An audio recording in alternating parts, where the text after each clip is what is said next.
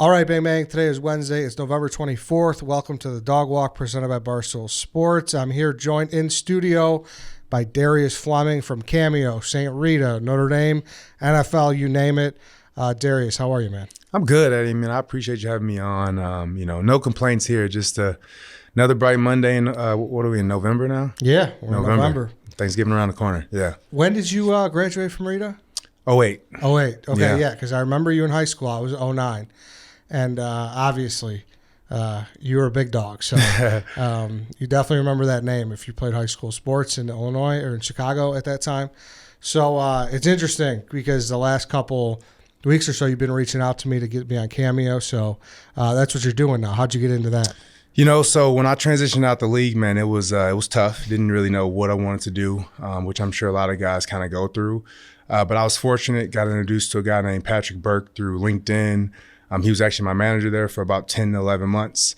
He transitioned over to Cameo, which is the platform that's allowing celebrities to engage with some of their most loyal and dedicated fans. Knowing my background, where they were supporting athletes, I figured that would be a good fit. So been over there for the last 2.5 years now. Okay. And how do you like it? So what's your, what are you exactly doing for them? Yeah, so I'm a manager. I head the sports partnerships team. And what my team does is they just focus on acquiring some of the best personalities, athletes, entertainers to be on the platform like yourself, right? Where, people who just can't walk up and down the street and see you, but if they could get you to wish their mom, dad, Merry Christmas, Happy Birthday, even talk some trash about maybe their fantasy football team, they would enjoy something like that. So that's kind of the gap that we're bridging. It's so interesting too, because it's like a sales job in many respects, but you're just like, you're trying to sell people who are, you use their platforms, I guess, who have a platform, I should say. For you, you're not paying anything to be on Cameo. We just want to be a marketplace for you, right? Because right now your DMs are probably flooded, your Twitter's flooded, your comments, but you just can't get to every single one of those requests. So we just want to streamline it for you, put everything in one place. And then, the fans are putting a little skin in the game as well, right? They're paying for these requests and then you'll spend the time to do it. Yeah. And it's, it's taken off pretty huge, right? Like you guys are pretty damn big now. Yeah. I mean, when I got there 2.5 years ago, we had about 10,000 talent on. We're a little above 50,000 now. So, really we've taken some huge steps in that space, man. Yeah. I feel like just from the beginning, like there's probably other companies that did this, right? But now it's like you get a Cameo. Like I feel like the name has taken off where it's like grab me a Kleenex. It's no longer a tissue. It's like do a Cameo. So credit to you guys. You guys are obviously doing something well over there to kind of build the base. 100%. We're still working. Obviously, we haven't done everything the right way because people like yourself aren't on yet. So you know what, man? Do people feel funny doing it too? Like, is that a regular thing? I think naturally, you're gonna feel some type of way as you join, and some people are hesitant for a number of reasons. But I think once they get on and you see the impact that you're making, and also how seamless it is, like you're gonna be doing these while you're sitting right there, right? And fans are gonna be sending you reactions, and once you see, like, look, regardless of how I feel, like there was a little kid out there who didn't have the courage to start up his own podcast or do this or that, but then he reaches out a month later and lets you know, like, you were the reason why he did it. Like, that's the type of things that Cameo is able to do. So outside of the funny, jokes and things, it's really a lot of positive impact that happens from it as well. I guess I never thought of it that way too. Because there's a good amount of people from Barstool that do it, right? Yeah. We got a good amount of guys on there. The cool thing too is like you are in full control of what you do on Cameo. You select what you don't and do. There's something that comes to you, you're like, that's a little too goofy. I'm not comfortable with that. Decline it. Totally don't do it. But everything else is like really to help you, right? Amplify the things that you have going on. And really just be a resource and outlet for your fans. Yeah, because I know White Sox Dave's done it. I have not. Carl has not. Chief has not. Who is it that got White Sox Dave? Do you know? Was it you who wrapped him up? Yeah, my guy Addison. Yeah, Addison's he's a beast, man. He's very passionate in this space. Like he listens to you guys faithfully. Yeah. He knows the ins and outs. So and there's a ton of fans out there just like Addison, and he's fortunate enough to be sitting in this room with you right now. But just imagine if another fan could do that. Probably not going to happen, especially during these times, right? We got this COVID thing and everybody's being safe, but instead, hey, open up your phone, knock out a quick vid, that fan's going crazy, and at the same time you've created a stream of revenue for yourself. Yeah, no, and I mean, are you just like internet sleuths? Like, is that what you guys do? Like, who's going to be the next big one? Like, no, you just got to be in the shadows. Yeah. So the way we go about it is, look, like, our fans are coming to us on a daily basis asking for guys like yourself. And they're saying, hey, man, we want Ed, we want him on here, but you're not. So our job from that point is to acquire the best and, the talent that the fans want. And right now, you're currently on that list. We're confident you're going to join, especially during this time, right? Holidays are one of the biggest times of year for us. It's our Super Bowl, as we might say it in office. And what that means is not that, we're getting, the most revenue for the business, but it's like, this is when fans are really asking us to provide this service. And the more that we can do as far as helping, this dad, get like I said, a Merry Christmas video from you, that's what we're gonna do until we can get it done. Yeah, and then obviously the opposite to the Barstool effect is, obviously you guys know Dave is like pretty anti-Cameo. He's very anti-Cameo. Yeah, Dave Portnoy, I should say. Yeah, and so I do a show with him too, and we've brought up. I mean, I don't know if you guys have seen it, but we've brought it up a number of times. It's kind of funny too, because it's like, people, obviously a bunch of people from Barstool do it, but I don't know. It's like a weird. It's like a weird bridge people don't know if they want to cross, so it's kind of funny. Oh, 100%. I mean, I'm confident in months to come, maybe a year or so. Dave will be on here as well. You think so? We'll get Hold him? me to it. He's tough, man. He's tough. Have you tried reaching out to him? I haven't personally, but my team has. My CEO's spoken to him. Like, he's spoken to everyone at the company as of now. Yeah, I'm sure. And you guys are a churning group too, right? They have something to do with it. That's right. Yep. Yeah, a lot of good people over there too. So 100%. That's awesome. Shout out Mike Kearns. We took a nice Vegas trip with him. He's a good dude. And how's the? What is it? That news story broke last year. Kevin from The Office. He's like the star. Is that right? He's a beast. He's he's really picking up now with the holidays coming up. But yeah, man, he's just, a guy that really, jumped on board early, saw the impact that it could, be for him on a daily basis. And, when I first got to Cameo, I would see some of the requests that he was receiving, and it was easily on the 100 to 200 requests a day. Really? And he wasn't one that was letting requests expire. So, just doing the math there, even if he's charging $50, like, he's making a pretty significant amount of money in a short period of time. So, because did I get that right? He was the number one last year? Yeah. Yeah. I mean, he's been a number one for a couple of years now. Oh, has he? Yeah. And you guys released that information, right? That's not correct. Okay. With obviously their approval. Yeah. Because I don't know. Was there a number you guys attached to that? Well, he was one of our first talent to make $1 million on the platform. Oh, okay. So that was one of the big stories that broke, was just like how he's, really leveraged Cameo and, is becoming, like I said, a legitimate stream of revenue for him. $1 million. How much does he charge? At the moment, he's charging about $300. Oh, okay. But, his price probably started around anywhere between 50 to 75. Mm-hmm. That's typically what, talent do. They come on at a more accessible price point, open up to a broader fan base, especially with the holidays, right? They want, X amount of fans to be able to, connect with them. And then over time, as their time gets a little, the schedule gets a little busier, things might be coming up. That's when they kind of charge, more. Gotcha. So. Okay. Damn. And then obviously I got to bring up our guy too. I think our biggest success, is Frank the Tank, right? Frank the Tank kills it on there. He's a beast. He's always popping up on our hopper boards. His cameos are unbelievable. We've booked him a few times internally for some different promotions and things like that. So he's definitely a Cameo favorite. We brought up in the show too. I think he made like $35,000 one year. So he's killing it too. It's crazy, man. It's no downside. Yeah, There's no it's downside. crazy. I mean, it's just wild, man. Do you like, what's the protocol with hitting up your buddies in the league still? Oh, I try to get all of them. At the end of the day, like, I'm just like the ultimate plug for them right now. They should be hitting me up. I shouldn't be having to reach out, because at the end of the day, as cool as this is for the fans, like, this can be an ATM for a lot of these guys, right? Like, they have a lot going on. Everybody has bills to pay, and hey, we don't want to always come out of pocket. So, for me, for instance, my wife, she has expensive habits. She likes red bottoms. She's like these type of purse. Like, if my Cameo can pay for those things, then why not? Yeah, for sure. And that's definitely what it's done for a few guys. So who's the Who's some guys you got on? If you could say.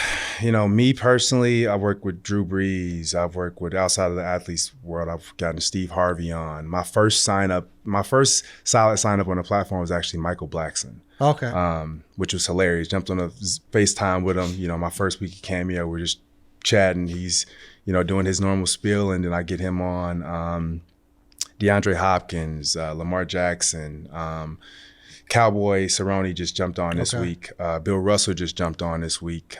We got a few people in the hopper that I won't mention, but, you know, they might be playing for like teams like the Dodgers, and, you know, just, you know, we got some pretty solid people that are going to be here soon. And I think for the holidays, it'll be a really big splash for a lot of fans. There we go. Some big dogs coming up. 100%. What about Brady? You get Brady? Haven't gotten Brady. The closest I've talked to Brady about this was at the Hall of Fame this past year. Oh, yeah. Him and Bruce Arians is actually on. So, you know, I'm hitting Brady from a few angles. Bruce Arians, Antonio Brown, you know, a lot of Leonard Fournette's on. So we're getting the pieces together before we get time on. What was the Hall of Fame? Who were you there for? So we work with a lot of the Hall of Famers. So you know, we work with a lot of those guys. Just, you know, we love supporting those guys, you know, most importantly, because a lot of those guys need it. You know, people don't think about like the other buckets that, you know, are affecting them, but they wear those gold jackets, and I just don't think right now that they get enough recognition. They don't, you know, once people call them like washed up in a sense, they're not getting the sponsorship deals. They're not on commercials. They're not like bringing in that revenue. So a lot of times Cameo is able to step in and play a big part for these guys. So yeah, a lot of people, I'm sure college athletes are probably huge, right? I mean, that's like, you know, those cult followings, like those, you know, big quarterbacks from Oklahoma State, they flame out in the NFL, but like they're still legends at their campuses, even if they don't do well in the NFL. So. 100%. Yeah. College, I mean, there's not a lot of athletes that we can't support. You know, regardless of what your market is, who your target fan base is, we can find them, and they want this. They're willing to pay for it. They're willing to, you know, they're asking for it right now. It just might not be as visible because, again, you're not looking in every DM. You're not opening every comment. So we're just able to kind of streamline that. And, you know, a lot of guys will actually, you know, hey, I'm not going to get booked, or like, I don't know if my fans will want this. And, you know, the data shows that, man, like there's at least 50 fans out there that want a message from you, especially if you were playing on that big stage. If you have over 1,000 followers on Instagram, you have 20 fans out there that would love to get more personal with you and from a videos perspective. Yeah, that's fair. Is there a because it's so odd to me, like I don't like, you know, and we're a little different, I guess. Like I'm like, who the fuck would want that, you know? So it's hard to put yourself in those shoes, but you see it from the other way. So. I mean, I was the same way. I'm obviously an employee, but I'm on Cameo myself, and you know, I've made you got that ring there. Look at that ring. Yeah, the ring helps. Harry. The ring helps. I throw it in a few videos, you know, for some special fans. But I made about $1,500 in about an hour. So, you know, if I can make $1,500 an hour doing anything, sign me up. And the Cameo's been the only source of that since football. So I'm gonna stick with Cameo for now. Who's your dream sign up?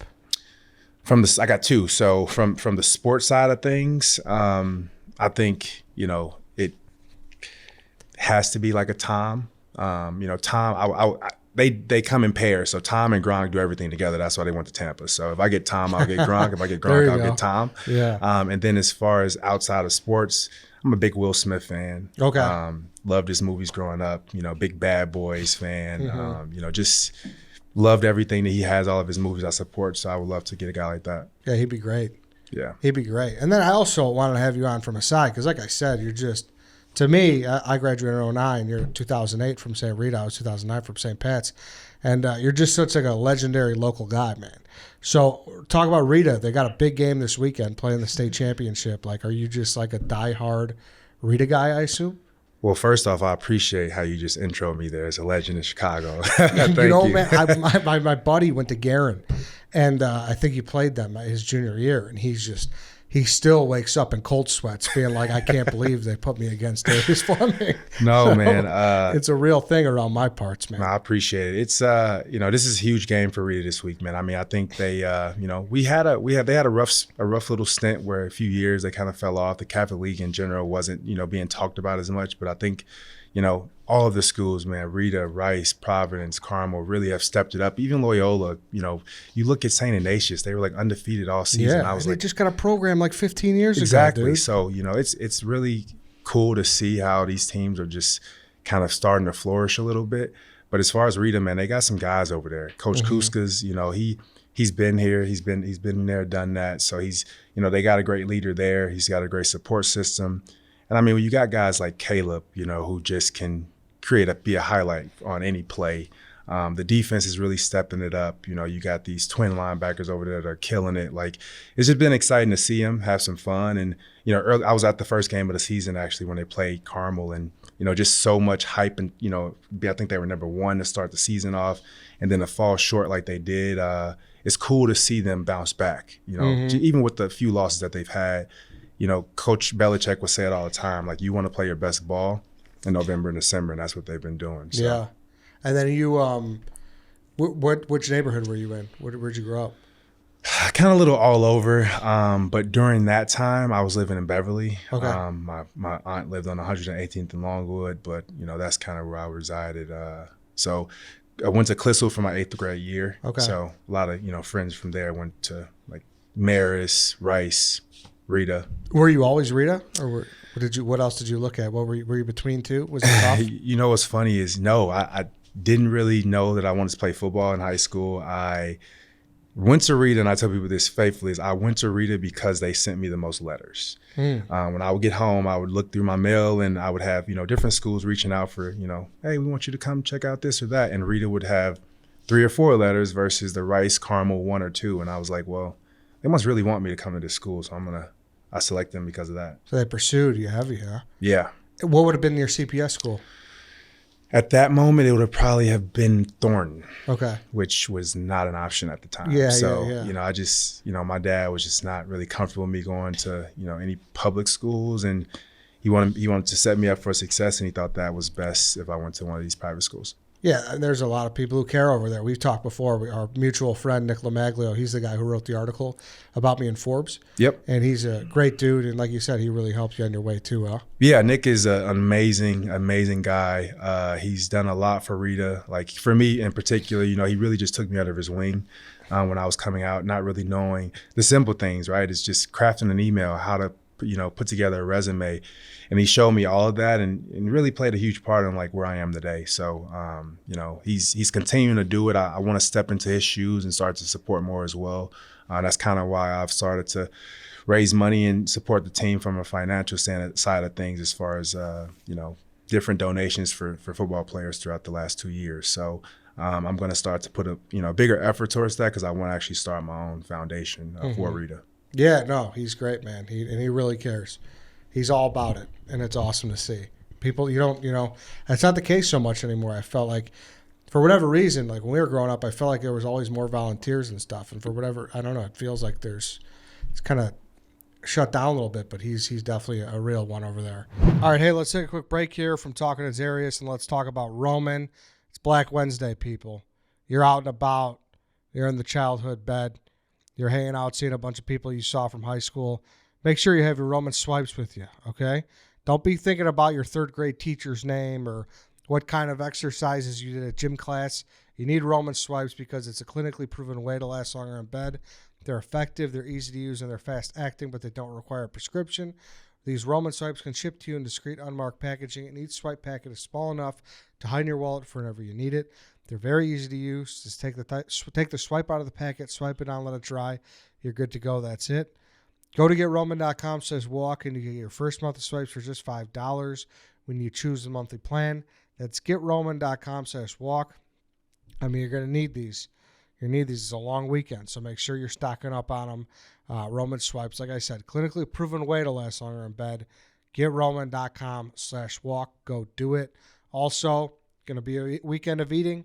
You have your leftovers Friday, but if you're watching football Saturday, check out Barstool Bites. Head to barstoolbites.com or download the Barstool Bites app and check the delivery or pickup options near you and get $3 off orders of $15 or more with code Barstool exclusively on the Barstool Bites app or barstoolbites.com. It's this new thing we're trying here. Like I said, a ton of good stuff. Chef Eric Greenspan, he's involved. A lot of good things. I got the wing bucket, Eddie & Co.'s Bang Bang Wing Bucket. Check that out. Enjoy some wings. Have yourselves a day. Watch some football. Once again, barstoolbites.com. Barstool Bites app, $3 off your order of $15 or more with code Barstool. All right, let's hop back into the episode. And then what about Notre Dame? How'd you get there? What was the? It was very similar, man. Like my dad and myself, not huge Notre Dame fans. You know, we actually disliked them because everybody around us liked them so much. Yeah. And then I went down for a visit with Robert Hughes. He was a year ahead of me, but me and him became friends after that Rita Hubbard showdown back in the, so they were a powerhouse, as we all know. But went down on a visit with him, and it was like love at first sight. Like, you know, just loved everything about it, the coaches, the atmosphere, the tradition. And I actually only went on one official visit once in Notre Dame. You get 5 as a, you know. Wow, you're one and done? One and done. Wow. I regret it to this day, though. Really? I regret it. Take those for these free trips. You know, you get wine and dine at some of the best universities in the world, and I took one. SEC, man. Man, I regret not going to SC, like South Carolina. I'm sorry, Southern California. I regret not going there, and then I had an offer from Hawaii that I just would have gone on just to go. Yeah. I wonder how many people do that at Hawaii.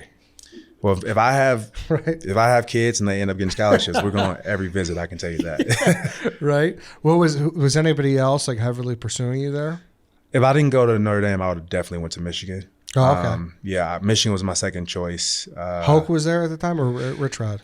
Rich Rod was there. Rich Rod was there? Yeah, okay. So Rich Rod was there. I was just, I think I was a, homebody. Notre Dame, Michigan, very close in distance from, Chicago, and Illinois was like third on my list. Okay. So definitely between those three, I would have fallen into one of those buckets. Yeah, damn, man. And then were you on that national championship game? No? Fortunately, unfortunately, I don't know how you want to look at it, but I was not. I was a rookie in San Francisco. We were playing a championship game against the Ravens when the lights went out. So I don't know what side I'd rather be on, but it was 2 losing teams that year. Yeah. What was that like when the lights went out? It was one of those moments where like you see the Buffalo commercials and, you obviously are in the game, so you think that it's fake, but you're like, damn, like it kind of is playing out like that, So I tell people to this day that we definitely did that on purpose. Yeah, that was on you. Damn, yeah. So you first couple years with the Niners? First couple with the Niners, 2 ACLs back to back, so didn't step on the field. Crazy couple of years. Yeah. My agent calls me. He goes, "You got to try out from the Patriots and the Niners. I mean, Patriots and the Houston Texans, but it's the same day. You got to pick one, like where we want to go." And I was like, "Well, I'm coming off 2 ACLs. If I'm gonna give it a shot, then I might as well give it a shot with a team that I think has a chance to win." And went to New England, and that was all she wrote. That's where you got the ring.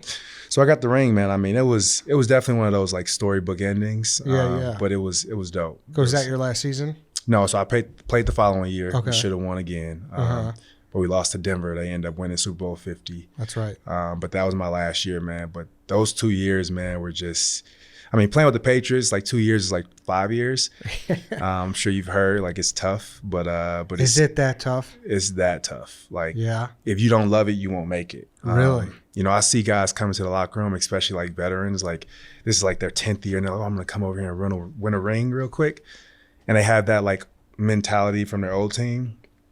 I can see it right away, like they're not gonna make it here. And Bill doesn't play like he treats everybody the same, which is why I respect him, especially being like a lower tier player. But you respect that because you'll go to war for any leader that is treating, that person in the front line and the back line the exact same way. Even Tommy treat the same? Oh my, that's what made me realize this is how he got on Tom's tail one day after he couldn't complete a pass in the red zone. He was getting on Tom so hard that I knew that, like, wow, if he can get on Tom like this, then I can only imagine what's going to happen when I screw up. And I did. I had my moment, but he holds everybody to a high standard no matter who you are. If you're the water boy, if you're the towel boy, if you're the starting quarterback, he has a standard for it. And if you don't hold that on a daily basis, you're going to be called out. When's the time that he really chewed you out the most? Do you remember? Yeah, quick story. So my first active game, I remember it's like back in my head. We played Green Bay. It was we were having a good season. We ended up losing to Green Bay. This was my first active game of that year, my first year there. And we lost the game, and obviously it would have been my first game, we were on like a win streak, and I instantly put everything on myself. Like I feel like I'm the only change this week from last week is, you know, me being active. So anyway, we go to LA. We fly straight from Green Bay to LA, and we just spend the week out there, you know, practicing. So we land Sunday night, Monday morning, we have a quick walkthrough, and we're off until Wednesday.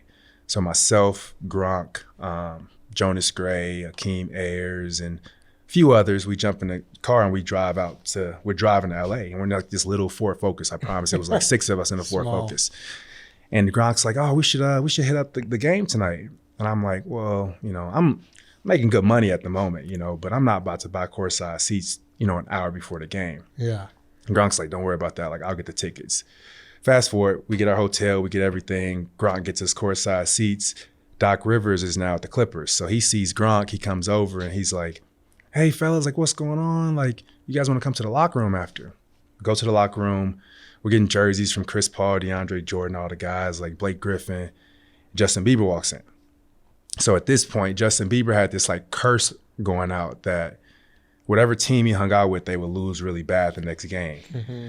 So we take the picture and we're talking about this we go out the night and we talking about this on the way back, like, you know, we can't screw up in practice because this picture's out and this whole curse shit and Bill will go crazy.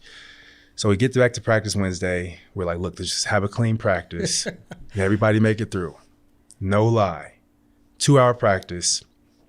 Last 10 minutes, he calls out, you know, the backups. He's like, hey, you know, Bill calls me up and a few other linebackers, the defense, and we run through some plays. And he calls a play that probably he hasn't called. It's week like 9. He hasn't called this play since the second week of preseason. So I know I'm blitzing and I don't know what gap I'm going, but I'm like, let me just guess right. Calls a play, blitz, no complaints from the coaches. I'm like, okay, did it right. You know, got away with this one. Bill calls the exact same play again. But now he motions the tight end, and now I'm like all screwed up. Like I have no clue. Obviously, I messed the play up. He chewed me out for about a good 10 minutes to the point where like the coaches, my players, my teammates were all coming up to me afterwards saying, you all right, man? Like everything okay? Like, you know, you want to talk? And it was that bad. Like he brought up every mistake that I've ever made. He brought up the whole trip to LA. He brought up Justin Bieber. Like everything that we imagined, he brought up. So really? Yeah, if you can tell, I remember that story pretty vividly. That's incredible, though. That's incredible. And then was it after that? Is he the next practice? Is it a fresh slate, or you kind of got to do stuff to get back? No, he's a what have you done for me lately type of guy for sure. Like he holds you to a daily standard, and if you can, you know, it's fair. You know, if you screw up, you have some time to fix it. He's not going to like hold that above your head at all. He's, you know, the next good thing you do, he's going to make sure that he, you know, compliments you as well. Well, did you like him though?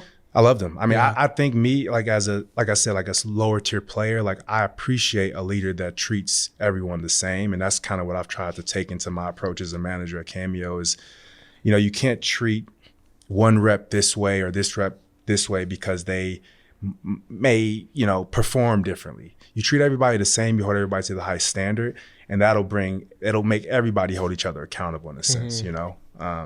So I appreciate that a lot as you know, from Bill. Yeah, I mean, that's quite the experience, the best coach who ever lived. So, you know, that's awesome. How was Harbaugh? Harbaugh was a little different. You know, I don't have anything bad to say about Harbaugh, but I also don't have anything great to say about him. So it's like one of those things where, you know, great coach. He definitely knows how to bring a group together. He has a little different approach than Bill. I think he definitely has the all-star mentality. You know, he lets, you know, maybe the all-star sit out of practice versus, you know, the third stringer who needs the additional reps. I saw that early on in my career when I was in San Francisco. And I think down the line, you could see why Bill's a great coach and why Harbaugh's a good coach. I think, you know, that one thing is, you know, by him letting players kind of take a day off or, you know, lose a rep, ultimately that's going to catch up to you. Yeah. And that's how Bill approaches it. And, you know, I think it definitely caught up to us. And we see it like, you know, I'm cheering for Harbaugh a lot now during this time with Michigan. But I think, you know, he's a 2 or 3 year guy. Yeah. You know, he has 2 good years, and then once people figure him out, it's kind of like he needs to move on to the next place. And, you know, that's just my opinion on him. Yeah, no, I hear you. Are you a Bears fan, or are you just kind of? No, 100%. Yeah, Bears fan all the way. I've always cheered for him. Being a Chicago guy. Yeah. So I know a few guys on the team now, but cheering them on the best. I mean, they got some good pieces. They're figuring it out. I think we might have expected a little too much this season. We knew Justin Fields would probably get in there at some point, do some good things, but he's a rookie, and you might get lucky and have a season where a guy goes out there and balls out like Lamar Jackson first year, but you can also have a year where it takes some time to kind of gel and just start to work together as a group. Yeah. So, would you want Harbaugh to coach the Bears? I mean, I think there's some pros and cons of it. I think if we haven't, like I said, I think he's a 2-year guy. So they have an idea of bringing him in for the next 2 years to help a guy like Justin Fields, develop and, do some good things on that front, maybe. I don't think he's a long-term play. I don't necessarily think that all the players will buy into his processes either. Like, he's different. Like, he to me, he's a better college coach than he is a NFL coach, because you can approach college kids in some way and they kind of have to buy into it. These NFL guys, they're making more money than coaches out there. So, like, if you don't have the right approach, then they're not going to really buy in. And you see this all around the league. Yeah, I mean, that's interesting, too, because he's also had more success at the NFL level. So, yeah, true. But no, I hear you. I definitely hear you for sure. You think, are you still watching Notre Dame on Saturdays? Or you kind of? Oh, yeah. Watching, disappointing that they got that one loss, but I was actually with my buddies this weekend, Brian Smith out in Indy, and we were talking heavy. I think they got a chance to make it. There's a path, man. I think there's a path, because with us not having a conference championship game and these other teams having one, like you say Alabama loses, it's going to be hard to put a two-loss Alabama in over us.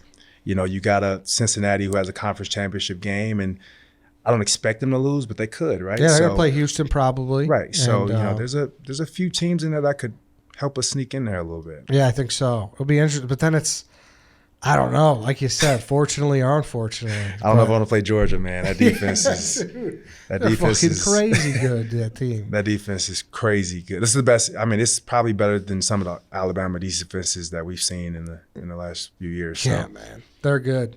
But all right, man. This was good. Thanks for sitting down and talking. Eddie, man, I appreciate you. Yeah. Thank you, man. That's it. Go check what's socials, everything like that. Where can people check man. You out? So I'm on Instagram, Fleming58. I think my Twitter, haven't used it much, but I think it's DFleming58. There you go. Check me out, man. I'm happy to support. And obviously any athletes out there, man, that just, looking for some way to support you, and, whether that's for charity or just personal, like Cameo's been a great resource for a lot of your peers. So reach out to me about it. And we'll see if I hop on. I don't know yet. And then do you talk about the life-saving incident, or is that kind of hard to talk about? Or not at all. Not at all. It was, that's always in the news. I didn't know if that was a touchy subject or not. No. So it was my side of things. What happened was I was just coming out of practice, headed home. I lived about 5 minutes from the facility. Texting and driving, don't do this at home. I probably shouldn't have been doing it either, but it's kind of like what made me aware that all this was going on. So I heard some screeching noise, like very loud, and it was a semi-truck about 5 cars in front of me.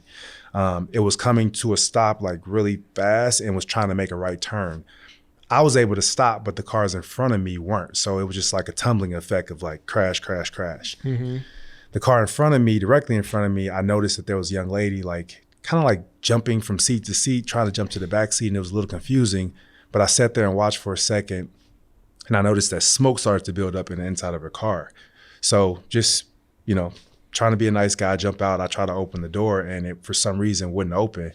And I could tell that she was panicking. So I started kicking the window, and I kicked it a couple of times, not realizing how hard it is to kick out a window. It took me a few kicks, and then finally I put her out. But my leg was like gushing blood, I guess, from when I pulled it from out of the window. Mm-hmm. Just adrenaline. I didn't even really feel it. So I ended up going back to the facility, leg gushing blood. I had literally left 5 minutes ago. So everybody looking at me like, Darius, like, what the hell just happened, bro? Mm-hmm. I had some glass in my leg. This was like on a Thursday. We played, I think, that Saturday against Kansas City. So I had like, I don't know. I don't want to lie about the number, but I think it was like 30 stitches or something in my leg. Ended up still playing that week because, not playing for stitches is not an option, especially when you're a guy like me who job is on the line every week. Yeah. So ended up playing that game. But what was interesting was I never told anybody about the story. I didn't necessarily need to. Like, that wasn't the reason for it. Yeah. And what's the show? TMZ. Mm-hmm. They got a hold of it, and I guess it was like there was no confirmation that it actually happened. So there were no news outlets, like nobody had really spoke about it, and they were saying that I was lying. And this was a year after the whole Manti Te'o thing happened. So they had their jokes behind it, and so there was people thought you were lying. Well, yeah. I mean, if you think about it, like there's been a few stories out there where people have kind of, had like somebody. I think there was a guy from USC jumped out of a building. And, he was spying on his girlfriend, but he said he was saving somebody from a pool or something. Yeah. So like, there's definitely been stories out there. So I'm not really mad about them for coming out with it, but it was true. So I had to do some digging. I called it happened right in front of this this veterinarian, and I called and I was like, hey, did you guys happen to see like this car accident on Thursday?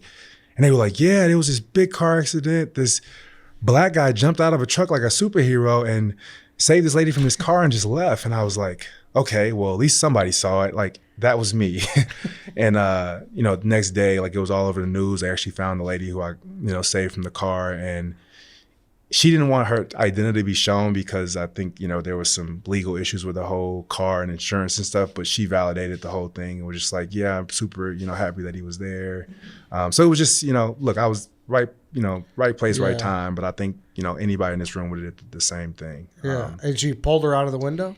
I pulled her out of the window, yeah. So it was definitely an interesting adrenaline rush, at the moment. I've heard of like Vince Wilfork, he did something similar one day after a playoff game. Oh, really? So it was like all of this happening at once, and I started to think about all those moments, like, gotta save her, gotta be like Vince Wilfork here. And it all played out well. Yeah. What was Bill's reaction? He brought it up and he brought it up in the meeting prior to practice and was just like, hey, I know Darius isn't gonna like tell you guys, but he did all this. And then later on that day was the whole TMZ thing where they said I was lying. So it was funny how it played out. Yeah. And I know I was getting like, the guys in the locker room were like, Darius, like, was the door unlocked, bro? Like, did you really not kick out the window? And I'm like, oh my God, now I gotta figure this out. What do you think? I just took a piece of glass off the side of the road and scraped my leg with it? Yeah, because no, what's crazy, when I literally walked out the field at practice, the PR lady is coming up to me like, Darius, we need to talk, like, right now. Like, they're saying you're lying. And I was like, about what? Are you serious? And it was a real thing. So yeah, we had to cover that up fast. Yeah, I mean, there probably are some weirdos that would lie about shit like that, but that'd be a crazy thing to lie about. Yeah, I mean, come on now. Yeah, damn. So what was it? So like Brady gives you a firm handshake. He's like, great job. Well, he walked to the front of the room before our team meeting, like brought me down, wanted me to tell the whole story, and I tried to give them it was exciting, but it was terrible timing. I'm telling you, like when it came out that I was supposed to be lying, like later on, yeah, like everybody was on me. Like, you a fucking liar, there. I was surprised that there weren't memes out about me. Yeah, by the time I got to practice. Yeah, damn, that's crazy. That's wild. But all right, yeah, glad you brought that up. Glad I brought that up. Then I just wasn't sure. You know what I mean? No, 100%. I appreciate you asking. Yeah. But Darius, Chicago legend, like I said, I appreciate it. That's it for today, everybody. Thank you for listening. We'll catch you all next Monday, actually. Happy Thanksgiving. Have a great Thanksgiving. We'll be back on Monday. No shows tomorrow or Friday. So we'll see you then.